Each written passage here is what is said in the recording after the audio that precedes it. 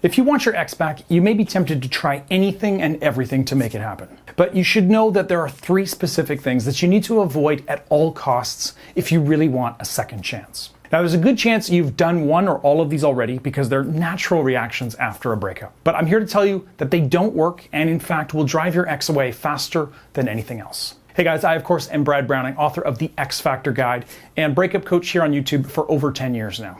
I've helped tens of thousands of people around the world win a second chance with their exes, and of course I've noticed a few things along the way. Now, the people who are successful are the ones who make the right choices, obviously. And those who tend to fail are the ones that make these 3 mistakes that hurt their ex's attraction for them and make reconciliation impossible. And to the untrained eye, it would seem like the second group were being logical and acting in their best interests. And this is why it's important to seek outside help in a situation like this. Acting on impulse is going to lead you down the wrong path pretty much every time. So just by watching this video, you've got a huge advantage if you do want your ex back. Now, while you're at it, please like this video and subscribe to my channel. It could quite literally save your relationship. So let's dive into the 3 big mistakes that people make when trying to get their exes back. Starting with number 1, trying to change their mind. Now, this is the biggest mistake people make when trying to get their ex back. It doesn't matter if you have an airtight argument for why you're the only one who can make your ex happy. The truth is that people don't make decisions about love based on facts and logic. And I think if you think about this for 2 seconds, you'll realize that your argument isn't actually coming from a place of logic at all. You want your ex back, you're sad without them, and you think that if you can get them to give you another chance, that you'd be happy. So while you're employing logic and reason to make it happen, in reality, you're not actually acting based on logic. You're acting based on your emotions, and that's why this approach has never worked in any relationship. Relationships aren't just a series of checkboxes that you need to fill out. You could have the perfect partnership on paper. The same hobbies and interests, equal social and financial status, no conflict, amazing sex, and a powerful emotional connection. And none of that matters or means anything if the other person is just not feeling it.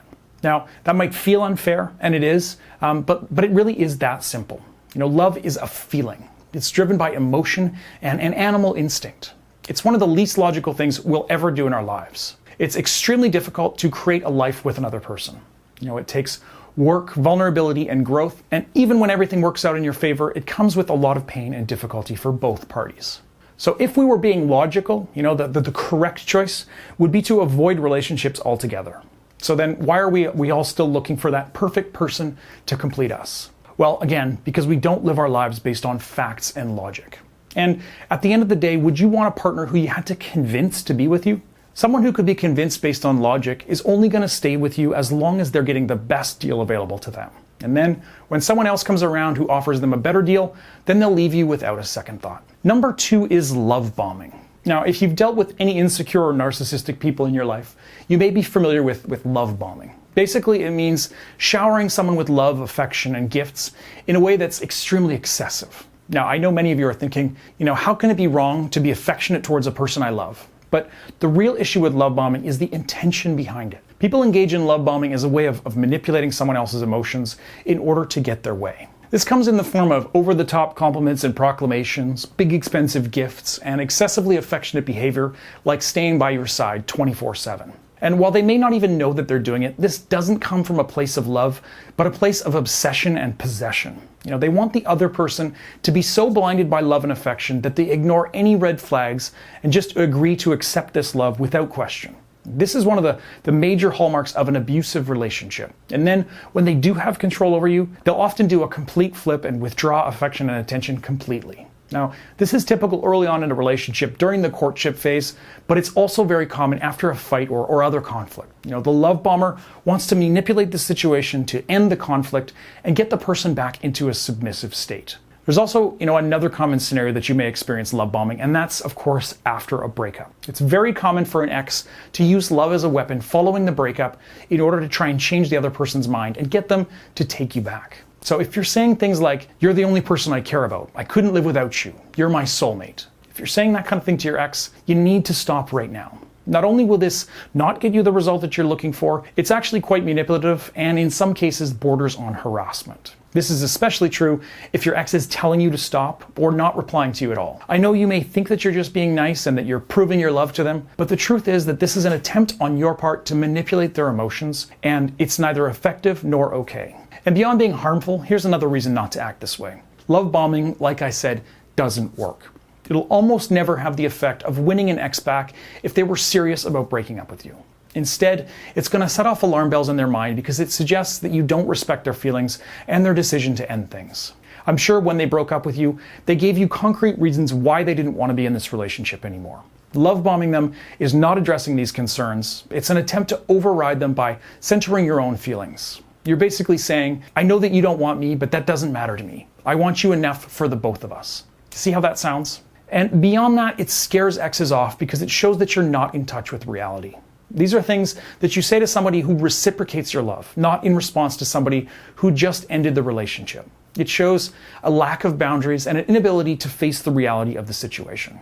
And after all that, if you do end up getting back together with this person despite your love bombing, you're going to have a really difficult time rebuilding that trust. Since love bombing sets a precedent that you won't be able to maintain in a real relationship. And now, healthy love and affection is just going to feel watered down compared to your previous behavior. You're really setting yourself up for failure by doing this. So instead, I welcome you to take a different approach by seeking outside help from somebody who does this for a living. That, of course, would be me, because I offer one-on-one coaching for anybody looking for a second chance with their ex. Head over to breakupbrad.com/coaching after this video is over to learn more about working with me one-on-one. I promise it's more affordable than you think, it's completely confidential, and it works. That's breakupbrad.com/coaching. And now let's move on to number 3, reaching out to them all the time. Many people think that if they let their ex out of their sight after a breakup, their ex will forget about them and move on. This is why, so many people will pester their ex with texts, phone calls, and frankly, clingy and obsessive behavior. As they say, out of sight, out of mind, right? Well, it turns out that conventional wisdom does not always apply when it comes to a breakup. In fact, contacting your ex constantly is actually going to help them move on more quickly than if you left them alone. First off, forgetting someone that you were in a serious relationship with is not something that happens overnight. So what you're really afraid of is that they'll move on and find somebody new. And I won't lie to you, that is something that can happen given enough time and the right circumstances following a breakup. But this process is not going to be hastened by the fact that you're no longer contacting them, calling them, and otherwise reaching out. It's going to happen regardless of this due to the fact that you two are no longer in a relationship anymore. In fact, the more you reach out to your ex, the more likely you are to help their recovery and hurt your chances of moving forward. Think of it this way. If you and this person had a good relationship, chances are they have a very positive association with you as a romantic partner. Obviously, this association has been hurt by whatever led to your breakup, but by and large, it's still there inside of them, coloring their perception of you. They probably see you as a great person who they once cared about deeply. But that can change depending on what you do next. If you continue to contact your ex, no matter how well those conversations go, you're going to slowly erode the good image that they have of you. Because these little conversations are only going to remind them of the breakup and cement the position that you have in their mind as their ex. The more interactions you have with them after the breakup, the more you're tipping the scales in the wrong direction. And beyond that, now that you're no longer together, you're naturally in competition with new potential romantic partners. Even if they're not actively dating, they're at least subconsciously open to new relationships now that they're single. And these, little conversations that you have with your ex will naturally have them comparing you to their new love interests.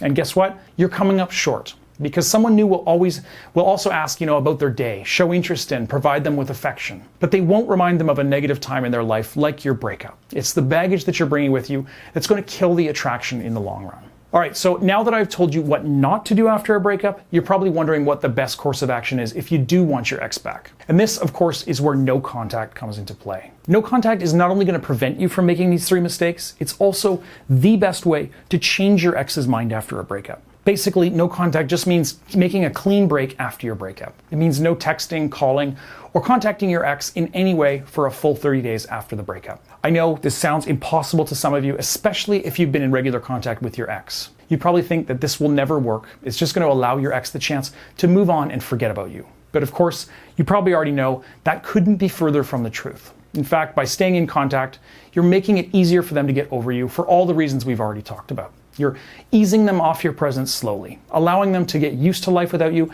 and showing them that no matter what, you'll still be there for them if they change their mind. By going no contact, you force them to live with their decision to end the relationship. They won't have you there for emotional support anymore, and they'll have to deal with the breakup all on their own. And honestly, that alone can be enough for many people to crack and run back to their exes begging for a second chance, just to put a stop to the pain. For others, It may take the full 30 days to make them see the error of their ways. Now, I won't lie to you, it's not going to be easy. But no matter how hard it will be for you, it's going to be even more difficult for your ex because they'll have to live with the knowledge that this was their choice. And earlier I talked about how your ex still has a positive impression of you from your time together despite your breakup. And the fact is, no contact reinforces that. You see, our brains are hardwired to hold on to positive memories and let the negative fade away over time. This is part of how we get through difficult times without losing our minds. And that's why I recommend a period of 30 days. This is generally the optimal period of time for the bad memories of the breakup to fade away while leaving the positive memories of your time together intact. But this time also has another benefit. You don't want to waste these 30 days just waiting for your ex to come and change their mind and come running back to you. Instead, taking these 30 days apart will free you to improve yourself and improve your life as much as possible. The possibilities are endless here. Maybe your ex hated your lack of ambition or your laziness. Now's the time to take on new and exciting projects, try and improve your position at work, or just get fit and active. Or maybe your anger was the problem in the relationship. Now's a great time to undertake therapy or anger management. Even if your breakup wasn't due to a personal shortcoming on your part, you're now free to improve your life in whatever way you see fit. It's common, to become comfortable and complacent in a relationship, so use this breakup as motivation to break out of that rut and start to live your best life. Not only is this going to help you pass the time better, it's going to increase your confidence and make you more attractive to your ex when the time comes to begin reconnecting. But of course, that is a whole nother video in itself. If you want to know more about no contact and what your next move should be, I'd recommend subscribing to my channel here on YouTube and checking out some of my related videos below and in the description linked below. That does bring me to the end of this video. I wish you the best of luck on your no contact journey. Remember that the reason it's difficult is because it's worth doing and it works. Thanks for watching, guys. I will see you in my next video.